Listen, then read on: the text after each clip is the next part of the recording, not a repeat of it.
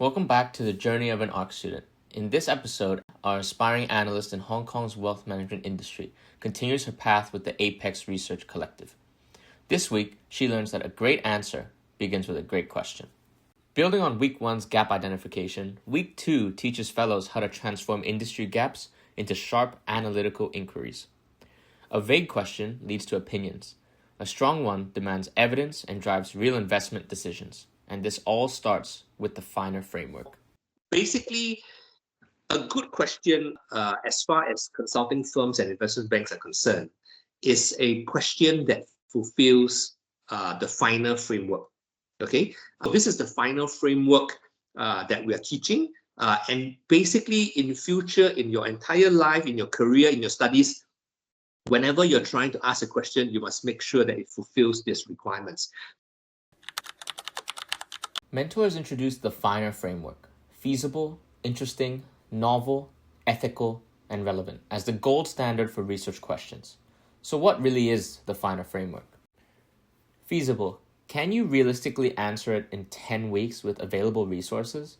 This is the scope test. The question has to be neither too broad nor too narrow. Interesting. Are you genuinely curious about the commercial and strategic implications of your question? Authentic interest will drive much deeper analysis. Novel. Does it explore a specific, fresh angle on your assigned gap?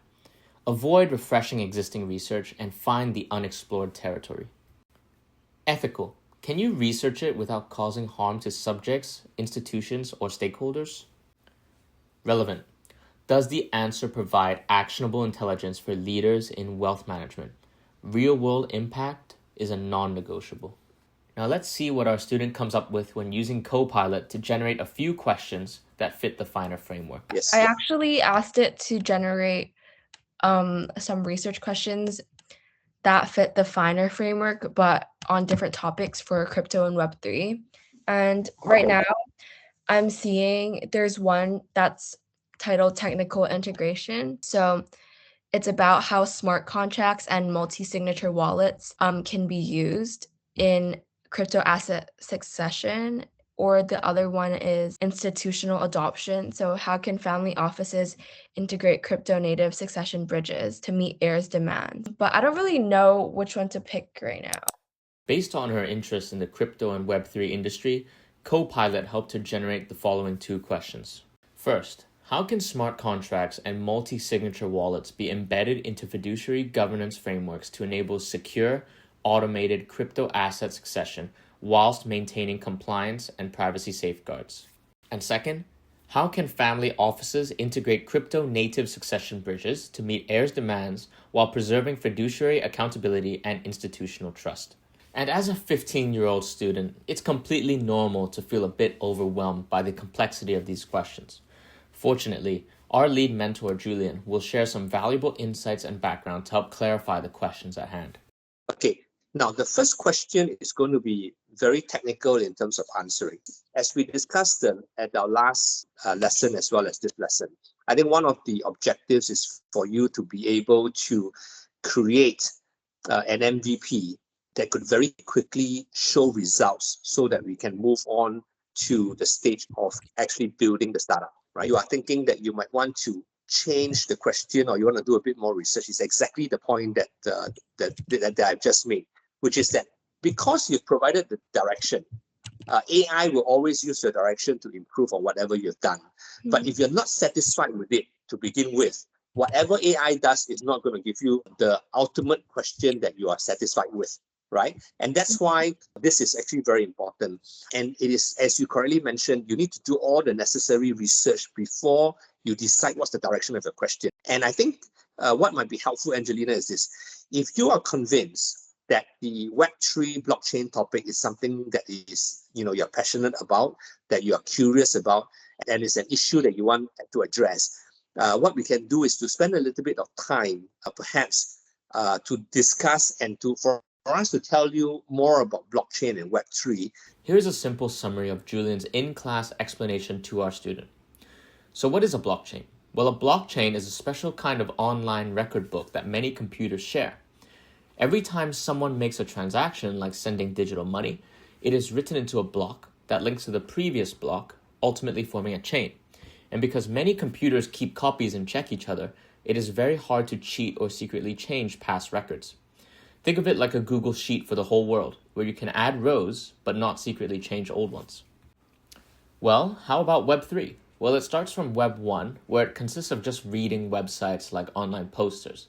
Web 2 is where people start reading, posting, and sharing on social media apps like Instagram or TikTok. And the main difference is where Web 3 uses blockchain, so people can own their data, money, and digital items directly without always needing big companies in the middle. In Web 3, apps can run on a decentralized network, letting users interact and trade with each other more directly and securely 24/7.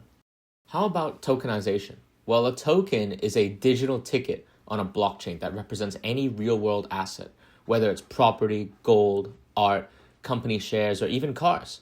And tokenization means turning real or digital things like a house share or a rare collectible into tokens that can be easily bought, sold, or traded online. And now tokens can be fungible, meaning all the same, like identical game coins, or non-fungible, where they're unique, like one-of-a-kind skins or NFTs. Now let's take a look at our students' follow-up question. So if you make like something that can help them tokenize their assets and everything, then who's gonna use the like service? Is it gonna be individuals or maybe like the family office that their clients will do it for them? The target is actually meant at multiple layers, right? So I think, as you mentioned earlier, private banks would want to do it because they want to offer this service to their clients. Family offices would want to do it because they want to also do it for their clients. And perhaps individuals themselves would also want to do it because they may not want to have the family office or their private bank involved, and they want to actually automate it themselves so that they have control, right? So the whole point is to provide a solution first, okay, and then let the solution trickle down from the high level down to the individual level. And this is typical of any kind of product that we have, is that we always begin at the institutional level, right? Institutions will offer it first because they have the resources, the framework, and the platform to first execute this. And then what happens is that that framework or that platform becomes smaller and smaller and smaller until it can actually exist onto a mobile phone where individuals themselves can actually execute it. So this solution is something that basically caters to multiple layers. The question is, which layer would accept it first, and how do we roll it out? Now that Julian has helped our student navigate through this complex topic, he will now dive into the importance of owning your research question. Okay, so again, we come back to this point, which is actually very important. The reason why you need to own your question is because that is actually going to become your area of expertise. Okay, remember, the question is supposed to be novel, which means that no one has answered that question before. You are the first person answering the question, which means that you are technically the expert on that question. Okay, no one is a better expert than you on that, and that's why you need to take ownership.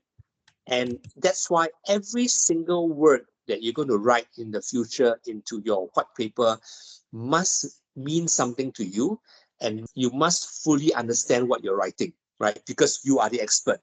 And at some point in the near future, when we actually finally publish your white paper, we want CEOs of private banks to actually approach you because of the paper you've written and ask you, what is your view on this subject matter? And what is it that you think is going to help them actually improve or change or disrupt their wealth management industry? And that is something that's going to be truly amazing. And even though it sounds impossible, because you can't understand why anybody will be, or any CEO will be coming to you and asking you this question. The reason is because you become the subject matter expert. And when you become the subject matter expert, the only person that can answer these questions will only be you, because you are the one that did all the research. You are the one that came up with the answer. Yeah, I do think it's really important because if you don't choose the right research question, I don't think I personally would would have like the passion and the dedication to be able to write a good paper if the research question I picked wasn't one that I agreed with or one that I actually wanted to investigate. So I do think it's really important to choose a research question that I am interested in and also am passionate about. Now, some of you may be wondering, once our student chooses her question, can she still change the question halfway through? Well, the answer lies in the difference between pivoting and a total restart. So this is also the part that's very important, Angelina, which is the question that you asked earlier on, which is, can I still change the research question halfway through what we're doing? Now, it is okay for you to pivot. By pivoting, I actually mean that you can refine what you were originally thinking, right? But it is not okay to restart again. So you cannot go back and say, look, I don't think this question works. I want to go back and start all over again. Okay, because when we start on any research, we need to be really committed to it before we actually begin. It's perfectly fine to pivot because that's how a lot of startups pivot as well. You know, Airbnb, when they first started, was very different from the ultimate product. They were pivoting along the way in order to find the right solution or to find the right question, okay, which is also fine. But Airbnb couldn't go back and say, I want to start Uber. That's not pivoting. That's like totally restarting what you originally thought. So it's okay to pivot, but it's not okay to restart. So make sure that you commit to the question. And as we go along and you realize through your research that you're not actually getting the answers that you need, then you can actually make small pivots, alter and modify your research question in order to ultimately get the answer that you want. With that in mind, look forward to next week's episode. With her core question forged, our student will undergo Week 3's argument blueprint. Continue watching to follow her journey towards becoming a published analyst. And for more information on Apex Research Collective, please check the links in our bio.